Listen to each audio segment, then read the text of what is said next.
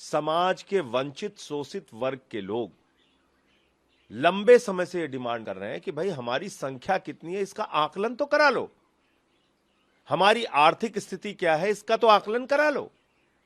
अच्छा आप बताइए, अब आरक्षण की व्यवस्था से कौन वंचित रह गया?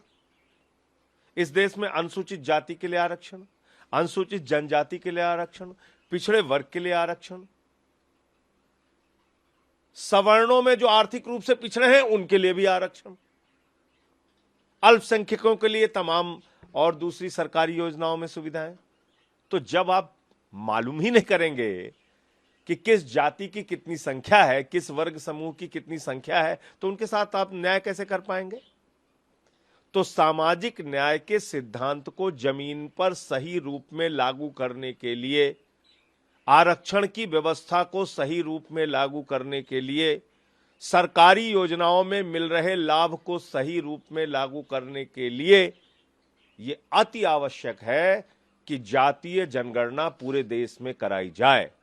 लेकिन क्योंकि नरेंद्र मोदी और भारतीय जनता पार्टी अपने मूल विचारों में पिछड़ों, दलितों और शोषितों की विरोधी पार्टी है, ये छुआछूत और भेदभाव में यकीन रखते हैं, और इसी कारण से श्री रामनाथ कोविंद जी को इन्होंने राम मंदिर के शिलान्यास में नहीं बुलाया था, इसी कारण से संसद के उद्घाटन में इन्होंने श्रीमती द्रौपदी मुर्मू जो हमारी देश की महामहिम राष्ट्रपति हैं उनको नहीं बुलाया था, वो भावना इसमें भी उजागर होती है कि ये जातीय जनगणना से भाग रहे हैं, ये जातीय जनगणना से पीछे हट रहे हैं। मोदी जी को मैं कहना चाहता हूं, जातीय जनगणना पूरे देश में करानी होगी, वरना किसानों से भी बड़ा आंदोलन इस देश के अंदर होगा। पूरे देश में कराओ जातीय जनगणना। प्रधानमंत्री तो कल कहे जातीय जनगणना का रिपोर्ट आने के बाद कि आप लोग माने विपक्ष जो है सो गरीबों के जज्बात से खेल रहा है।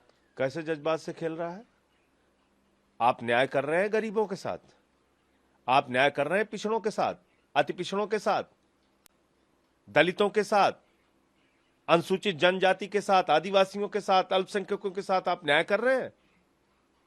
आपके प्रदेश में जहां पर भाजपा का शासन है, डबल इंजन की सरकार है, आदिवासी युवक पर पेशाब करता हुआ भाजपा नेता, आपके प्रदेश गुजरात के अंदर एक छोटे से बच्चे ने, क्योंकि वो दलित समाज से था, उसने गेंद छू लिया, उसका अंगूठा काट दिया गया। उत्तर प्रदेश में घोड़ी पर चढ़ने के लिए पुलिस का प्रोटेक्शन सीआरपीएफ के जवान को लेना पड़ता है। आप बता रहे हैं मध्य प्रदेश के अंदर शमशान में अंतिम संस्कार करने के लिए भी समाज के वंचित लोगों को, दलित लोगों को, शोषित लोगों को संघर्ष करना पड़ता है। आप न्याय कर रहे हैं इस देश के शोषितों, पिछड़ों के साथ।